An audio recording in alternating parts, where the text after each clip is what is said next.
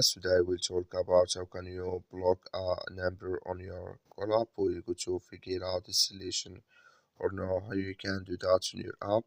So you just follow this ways, then it's going to work with you. So all you have to do, so you just go here, you go above your photo profile, click on it here.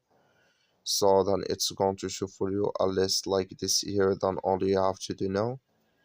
So just go above this sign, click on it. Then it's going to take you to this list. It's going to show for you like this. You click here on SMS here. So then it's going to take you to this list. Click here on block numbers. Then you click here on enter a number here. Then here add name and number. Then you click on OK. Then it's going to block with you. That's all you have to do. So that's all. I wish you a great thank you for watching. Don't forget to support us by liking and subscribe.